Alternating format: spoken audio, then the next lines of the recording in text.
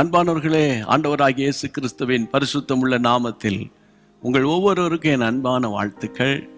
கர்த்தருக்கு ஸ்தோத்திரம். Jesus meets YouTube families சுகமாக இருப்பீர்கள் என்று கர்த்தருக்குள்ளே நான் நம்புகிறேன்.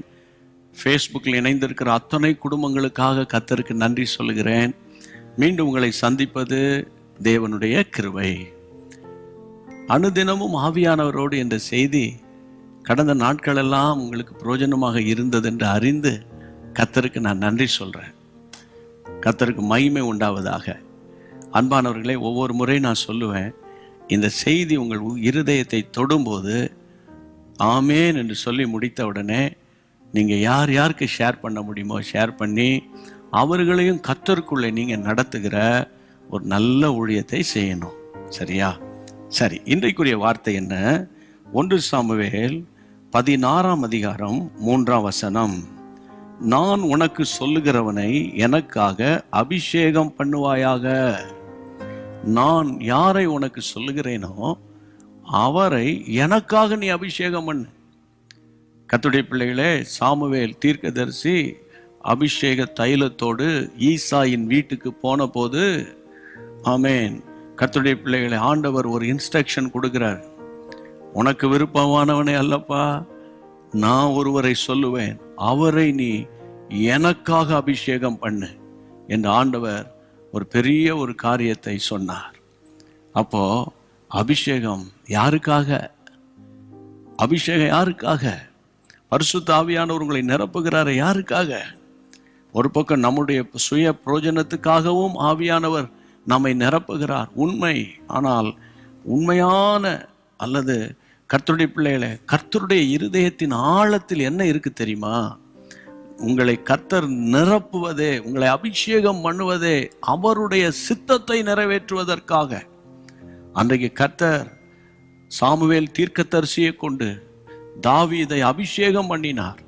சகோதரர் நடுவிலே அவன் அபிஷேகம் பண்ணப்பட்டான். வெளி ஊருக்கு யாருக்குமே தெரியாது. அவன் வனாந்தரத்தில் ஆடுகளுக்கு பின்னால் போனவன்.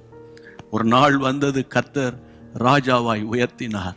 நீங்க பெற்ற அபிஷேகம் சாதாரணமானது அல்ல. நீங்க சாதாரணமான ஆளா இருக்கலாம், உங்க மேல ஒரு அக்கினி இருக்கிறது அல்லவா, உங்க மேல ஒரு அபிஷேகம் இருக்கிறது அல்லவா.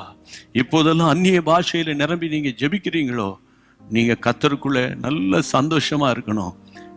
என் மேல ஒரு நோக்கத்தோடு கர்த்தரனை அபிஷேகம் பண்ணி இருக்கிறாரு.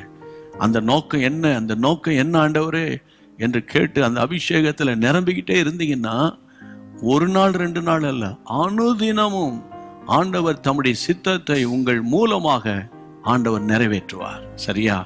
அப்போ உங்களுடைய இருதய ஏக்கமெல்லாம், ஆவியானவரே, இன்றைக்கு நான் என்ன செய்யணும், இன்றைக்கு நான் என்ன செய்யணும், இன்றைக்கு நான் எப்படி ஜெபிக்கணும், எப்படி பைபிள் வாசிக்கணும், இன்னைக்கு நான் என்ன காரியம் செய்யணும் அப்படின்னு தேவ சித்தத்துக்கு ஒப்பு கொடுத்துருங்க. கர்த்தர் உங்களை நடத்துவா. ஜெபிப்போமா? எங்கள் பரிசுத்தமுள்ள நல்ல தகப்பனே, இந்த ஆசீர்வாதமான ஜெப நேரத்தில் 1 சாமுவேல் 16:3 படி நான் உனக்கு சொல்லுகிறவனை எனக்காக அபிஷேகம் பண்ணுவாயாக என்று சொல்லி அன்றைக்கு ஆண்டவரை சாமுவேலுக்கு ஆண்டவர் தெளிவான நடத்துதலை ஆண்டவரை கொடுத்து தாவீதை அபிஷேகம் பண்ணினது போல இன்றைக்கு உம்முடைய பிள்ளைகளை அபிஷேகம் பண்ணியிருக்கிறீரே. இந்த சந்தர்ப்பத்தில் உம்முடைய பிள்ளைகளை எதற்காக நிரப்பினீரோ, எதற்காக உம்முடைய பிள்ளைகளை அபிஷேகம் பண்ண போகிறீரோ, அந்த நோக்கத்தை உம்முடைய பிள்ளைகள் கண்டுபிடித்து ஆவிக்குள்ளாக நிரம்பி அனுதினமும் சாட்சி உள்ளவர்களாக தேவனுக்கு பிரியமானவர்களாய் வாழ உம்முடைய பிள்ளைகளுக்கு உதவி செய்யுங்க. ஆண்டவரை, உம்முடைய பிள்ளைகளின் நிமித்தம் இப்போது என்னோடு கூட சேர்ந்து ஜெபிக்கிறாங்களே, அவர்கள் நிமித்தம் முழு குடும்பமும் பாதுகாக்கப்படட்டும். கர்த்தருடைய வருகைக்கு ஆயத்தப்படுத்திருங்கப்பா. இயேசுவின் நாமத்தில் ஜெபம் கேளும் பிதாவே, ஆமேன், ஆமேன். கர்த்தருக்கு ஸ்தோத்திரம். ஆண்டவர் தொடர்ந்து உங்களோடு கூட பேசுவார். மீண்டும் சந்திப்போம். God bless you. அன்பான தேவனுடைய பிள்ளைகளே, இச்செய்தி உங்களுக்கு மிகுந்த ஆசீர்வாதமாக இருந்ததென்று நாங்கள் நம்புகிறோம். தொடர்ந்து எங்கள் செய்திகளை கேட்டு கர்த்தருக்குள் ஆசீர்வதிக்கப்பட ஜீசஸ் மீட்ஸ் மினிஸ்ட்ரீஸ் என்கிற எங்கள் யூடியூப் சேனலை சப்ஸ்கிரைப் செய்யுங்கள். மேலும் உங்கள் ஜெப உதவிக்கு எங்களோடு நீங்கள் தொடர்பு கொள்ள வேண்டிய தொலைபேசி எண் 9842252836 மற்றும் 7299546363. Email gpsrobinson@hotmail.com. கர்த்தர் உங்களை ஆசீர்வதிப்பாராக.